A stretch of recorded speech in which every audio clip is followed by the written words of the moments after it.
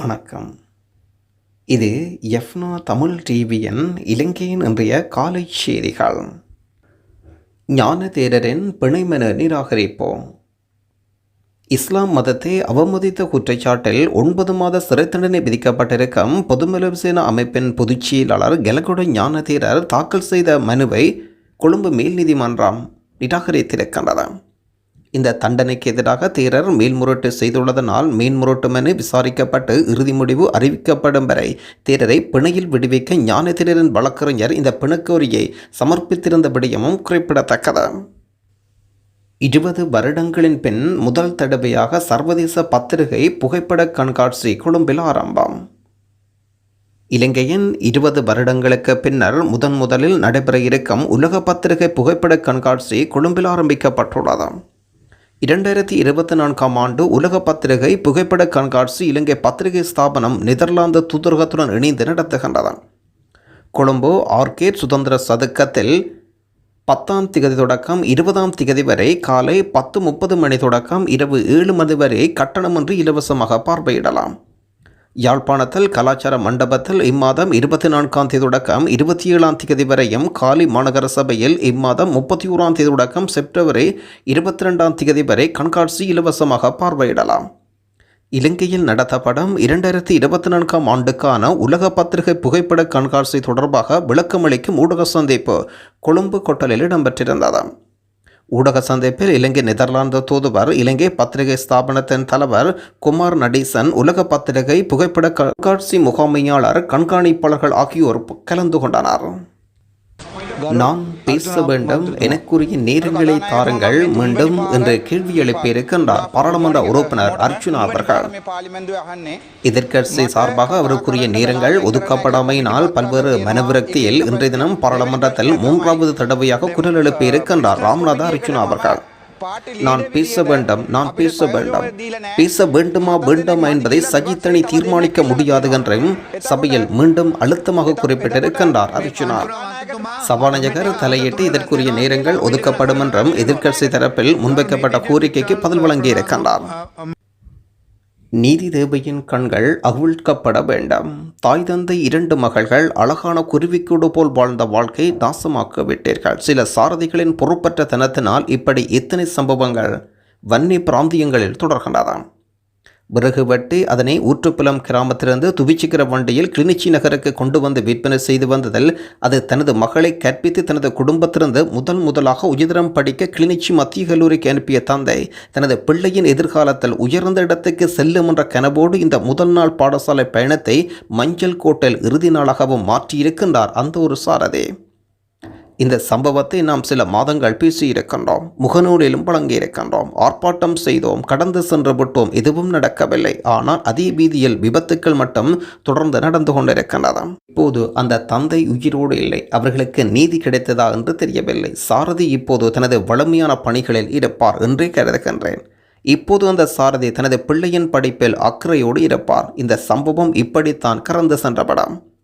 சாரதி பிணையில் வந்து விடுவார். வழக்குகள் நடக்கும். நீதிமன்ற சாட்சியங்கள் ஆதாரங்களை கோரும் சில சட்டத்திறனிகள் அன்று மதுபோதையில் வாகனம் ஓட்டி 2 உயிர்களை கொலை செய்த சாரதிக்கு வாகனம் ஓடவே தெரியாது என்ற, வாழ்நாளில் வாகனத்தை தொட்டதே இல்லை என்றும் அவர் இல்லை என்றும் வாதிடலாம்.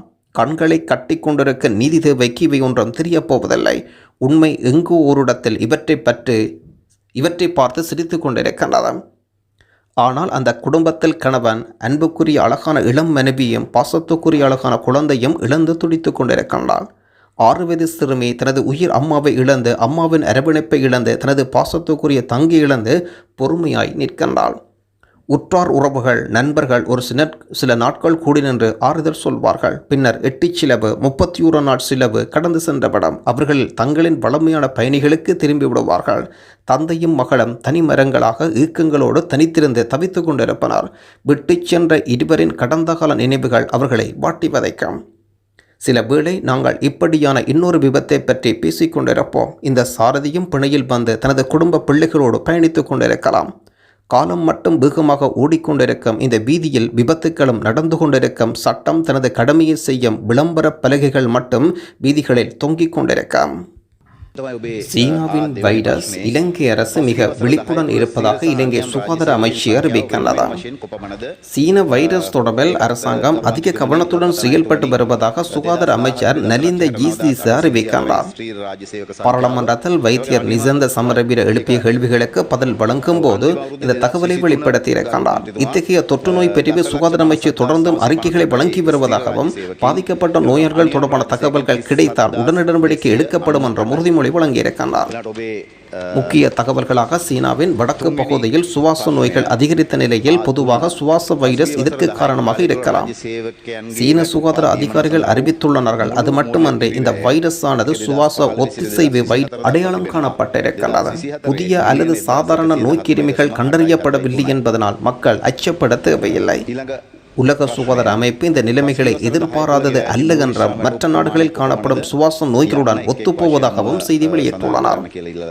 இலங்கையில் இதுவரை புதிய வைரஸ் தொடர்பாக ஒரு அறிகுறிகள் காணப்பட்டிருக்கின்றது என்றும் சுகாதார அமைச்சின் அதிகாரி செய்தி வெளியிட்டிருக்கின்றார். ஜனாதிபதியின் ஊடகப் பிரிவிலிருந்து காணாமல் போன பொருட்கள் தொடர்பில் விசாரணை. ஜனாதிபதி ஊடகப் பிரிவிலிருந்து அண்மை நாட்களாக காணாமல் போன சில பொருட்கள் குறித்து விசாரணை தொடங்கப்பட்டிருக்கின்றது. கிடைக்கப்பட்ட முறைப்பாட்டின் அடிப்படையில் விசாரணை ஆரம்பிக்கப்பட்டிருப்பதுடன் குற்றப்புலனாய்வு திணைக்களம் தெரிவூட்டலை வழங்கியிருக்கிறது. இது தொடர்பாக குற்றப்புலனாய்வு திணைக்களம் கொள்முதல் அதிகாரியுடன் வாக்குமூலங்களை பெற்றுள்ளனர். காணாமல் போன பொருட்கள் பெற்றவர்களிடமிருந்து வாக்குமூலங்கள் பெற திட்டமிட்டுள்ளனர். காணாமல் போன பொருட்கள் பற்றிய விசாரணைகள் முடிக்கப்பட்டவுடன் நீதிமன்றத்தில் பட்டியல் சமர்ப்பிக்கப்படும்.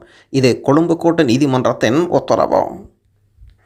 சமூக வலைத்தளத்தில் பியரை விளம்பரப்படுத்தியவருக்கு 25,000 ரூபாய் அபராதம். சமூக வலைத்தள பக்கத்தில் பியர் விளம்பரத்தை வெளியிட்ட ஒருவருக்கு நீதிமன்றம் 25,000 ரூபாய் அபராதம் விதித்திருக்கின்றது. குற்றம் சாட்டப்பட்டவர் குற்றத்தை ஒப்புக்கொண்டதாகவும் நீதிபதி நாணயக்கார அபராதம் வழங்கியிருக்கின்றார். சமூக ஊடகங்களில் இதுபோன்ற நடவடிக்கை எளிய தலைமுறைக்கு குறிப்பிடத்தக்க எதிர்மறையான தாக்கத்தை ஏற்படுத்தும் என்றும் நீதிமன்றம் கடுமையாக எச்சரிக்கை வழங்கியிருக்கிறது. இலங்கையில் சமூக ஊடகங்களில் மதுபானத்தை விளம்பரப்படுத்தியதன் அடிப்படையில் ஒருவர் நீதிமன்றத்தில் ஆஜர்படுத்தப்பட்ட முதல் நிகழ்வாக இது பார்க்கப்படுகிறது. பொது சுகாதார ஆய்வாளர் பலமுறை சம்மன் அனுப்பிய போதிலும் சந்தேக நபர் நீதிமன்றத்தில் ஆஜராகவில்லை என்றும் சொல்லப்படுகிறது. யாழ்ப்பாணத்தில் சிங்களவர்கள் கோரும் உரிமை சபையில் அம்பலப்படுத்திய ஸ்ரீதரன். யாழ்ப்பாணத்தில் தங்களுக்கான காணி வேண்டும் என்று கொழும்பத்தைச் சேர்ந்த சில சிங்களவர்கள் விண்ணப்பம் செய்துள்ளனர் என்று நாடாளுமன்ற உறுப்பினர் ஸ்ரீதரன் சிவஞானம் அறிவிக்கின்றார். தேசிய மக்கள் சக்தி ஊடாக இணைப்பாளருக்கு முதலில் வரலாற்றை கற்பிக்க வேண்டாம். கொழும்பு, நீர்கொழும்பு போன்ற பகுதிகள் தமிழர் குடியேற்றப்பட்டிருப்பதாக அவர் கூறுகின்றார். குறித்த பகுதிகளில் தமிழர்கள் பரம்பரையாக வாழ்ந்தார்களா அல்லது குடியேற்றப்பட்டார்களா என்பதை முதல் அவருக்கு போதியுங்கள். சிவஞானம் ஸ்ரீதரன் அழுத்தம் திருத்தமாக செய்திகளை வெளியிட்டிருக்கின்றார். ஆனால் யாருக்கு கிடைக்கக்கூடாதோ வசதி படைத்தவர்களுக்கு இந்த நடவடிக்கைகள் நலன்புரி திட்டங்கள் கிடைத்திருக்கிறது. இது ஒரு உடனடியான வேகமான மறுபரிசீலனைக்கு உட்படுத்தப்பட்டு உரியவர்கள் பயனாளிகள் பயன்பெறக்கூடிய வகையிலே அமைய வேண்டும் என்பதை நான் இந்த இடத்திலே வலியுறுத்துகிறேன்.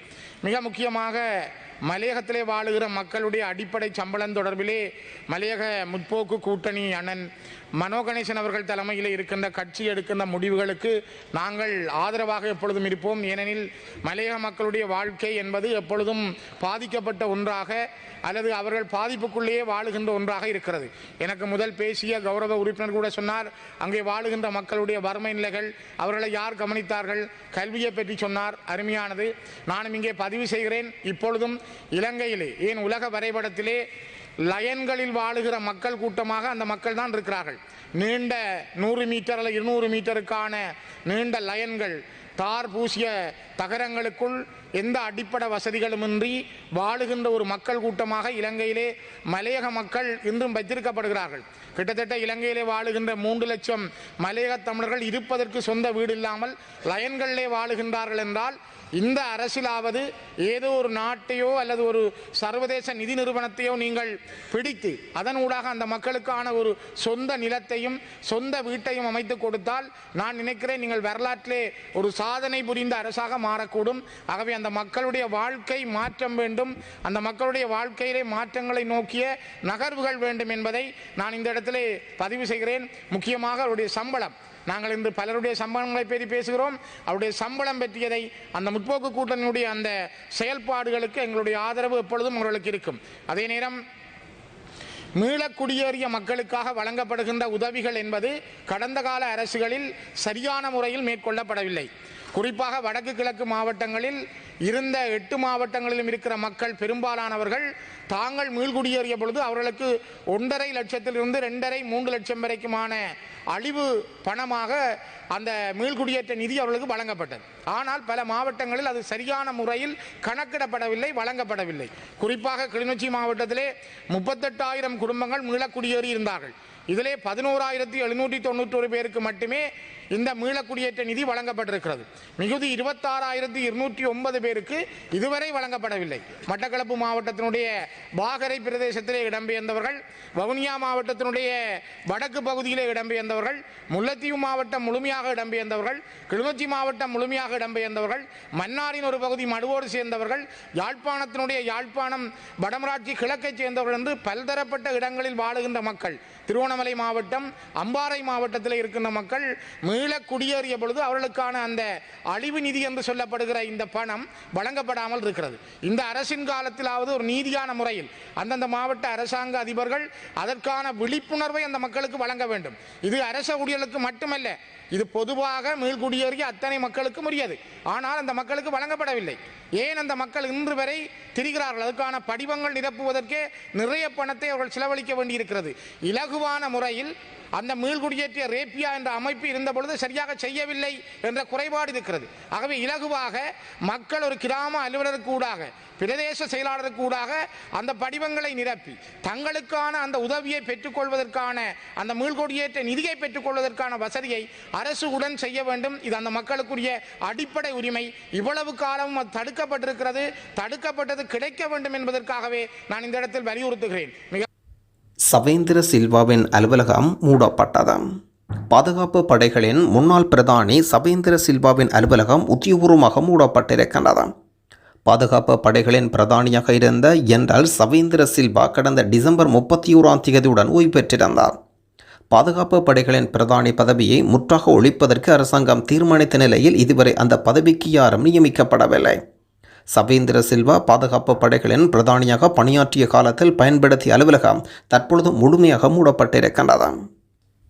மியன்மார் அகதிகள் விடயத்தில் சர்வதேச சட்டத்தை மதிக்குமாறு ரிசாட் பதுதீன் பாராளுமன்றத்தில் கோரிக்கை. சமூகம் அவர்கள் அதை பாதுகாத்து நேவியிடத்தில் ஒப்படைத்தார். அவர்கள் திருவோணமலையிலே சில நாட்களாக தங்க வைக்கப்பட்டார்கள். நான் அங்கு சென்ற பொழுது அந்த அகதிகளை பார்ப்பதற்காக சென்றேன். அங்கு கொஞ்சம் நேரம் அந்த உள்ளே போய் அவர்களோடு கலந்துரையாட சென்ற பொழுது அங்கிருக்கின்ற போலீஸார் ஓடி வந்து எல்லாரும் வெளியேறுங்கள் ஒளியேறுங்கள் என்று சத்தம் போட்டு கொண்டு வந்தார். பிறகு என்னவென்று கேட்கின்ற பொழுது போலீஸார் சொல்கிறார்கள், எங்களுக்கு தொலைபேசிக்கு மேல் தொலைபேசி, எங்களை அதாவது உங்களை பார்க்க விட வேண்டாம், வெளியேறுங்கள். நான் இந்த நாட்டிலே முன்னாள் ஒரு அமைச்சராக, மீள்குடியேற்ற அமைச்சராக இருந்தவன். 3 லட்சம் மக்கள் அகதிகளாக வந்த பொழுது அவர்களை 3 நேரமும் சாப்பாடு பல மாதங்கள் பரிபாலனம் செய்த ஒருவர். எனவே ஒரு மக்களால் தெரிவு செய்யப்பட்ட ஒரு மூத்த பாராளுமன்ற உறுப்பினராக இருக்கின்ற எனக்கு அவ்வாறு போய் அந்த பிரதேச செயலாளருடைய அனுமதியோடு தான் நான் உள்ளே சென்றேன். எனவே அவ்வாறு இருக்கின்ற பொழுது யாரோ தொலைபேசியிலே அந்த போலீஸாரை கரைச்சல் பண்ணி எங்களை வெளியேறுமாறு சொன்னார்கள். அவர்களுக்கு படுப்பதற்கு கூட பாய் கொடுத்திருக்கவில்லை, தலையணை கூட கொடுக்கப்பட்டிருக்கவில்லை. பிறகு நாங்கள் அந்த ஏற்பாட்டை செய்தபோது அதை கூட பாதையிலே போட்டுவிட்டு செல்லுங்கள் என்று சொன்னார்கள். அதை நாங்கள் போட்ட பிறகுதான் அதை கொண்டு போய் கொடுத்தார்கள். பரவாயில்லை. ஆனால் அரசாங்கத்தை பொறுத்தவரையிலே ஜனாதிபதி அனுரகுமார் திசாநாயக்க ஜனாதிபதி அவர்கள் எங்களோடு 2 தசாப்தங்களாக இந்த பாராளுமன்றத்தில் இருந்தவர். அவரிடத்திலே நல்ல பண்புகளை நாங்கள் கண்டோம். அவருடைய பேச்சையும் உங்களுடைய அரசாங்கத்தையும் நம்பித்தான் இந்த நாட்டு தமிழ் மக்கள், முஸ்லிம் மக்கள், சிங்கள மக்கள் எல்லோரும் ஒருதலை பட்சமாக இந்த தேர்தலிலே உங்களுக்கு வாக்களை தந்திருக்கிறார்கள். எனவே இவ்வாறான ஒரு அகதிகள் வருகின்ற பொழுது அந்த அகதிகளை அண்மையிலே நாங்கள் கேள்விப்படுவோம் திருப்பி அனுப்ப போறாக அதே நாட்டுக்கு. இந்த நாட்டிலே சட்டம், அதாவது நாங்கள் உலக சட்டங்களுக்கு கட்டுப்பட்டிருக்கிறோம். யுஎன்ஹெச்ஆர் அதாவது இவ்வாறான அகதிகள் வருகின்ற பொழுது அவர்களிடத்தில் சர்வதேச அகதிகளை பாரம் கொடுக்க வேண்டிய பொறுப்பு இருக்கிறது. மியான்மரை பொறுத்தவரையில் உங்களுக்கு தெரியும், அங்கு இருக்கின்ற அரசாங்கமாக இருக்கலாம், அரசாங்க சார்பு குழுக்களாக இருக்கலாம், அல்லது சில இயக்கங்களாக இருக்கலாம், அங்குள்ள முஸ்லிம்களை தாக்குகின்ற, கஷ்டப்படுத்துகின்ற, அநியாயம் செய்கின்ற, துரத்துகின்ற ஒரு 10 லட்சத்துக்கு மேற்பட்டவர்கள் பங்களாதேஷுக்கு அகதிகளாக சென்று பல கஷ்டங்களை அனுபவித்த நிலை இருக்கிறது. எனவே தங்களுடைய உயிரை காப்பாற்றிக் கொள்வதற்காகத்தான் அவர்கள் எங்கோ சென்றவர்கள் இலங்கையில் இலங்கையிலே வந்து கரையொதுங்கி இருக்கிறார்கள். அவர்களை திருப்பி மியான்மருக்கு அனுப்புவதாக நாங்கள் ஊடகங்களில் அறிகிறோம். அவ்வாறு அனுப்பியவர்களாக இருந்தால் சர்வதேச சட்டங்களுக்கு முரண்பாடான விடயம். எனவே உயிராபத்தோடு அந்த நாட்டிலே வாழ முடியாது என்று வருகின்ற ஒரு தரப்பை அந்த மக்களை இந்த அரசாங்கம் அந்த நாட்டுக்கு திருப்பி அனுப்புமாக இருந்தால் அந்த மக்களை அதாவது ஒரு பெரிய ஒரு ஆபத்தான நிலைக்கு அந்த மக்களை கொண்டு தள்ளுகின்ற விடயமாக மாறிவிடும். எனவே நாங்கள் இந்த அரசாங்கத்தின் மீது நம்பிக்கை கொண்டவர்களாக கேட்கின்றோம். இவர்களை இலங்கையிலே இருக்கின்ற UNHCR UN நிறுவனங்களோடு பேசி நீங்கள் அவர்கள் விரும்புகின்ற நாடுகளுக்கு, அதாவது சில நாடுகள் தற்காலிகமாகவோ அல்லது நிரந்தரமாகவோ இவர்களை ஏற்றுக்கொள்வதற்கு தயாரான நாடுகள் எத்தனை இருக்கிறது.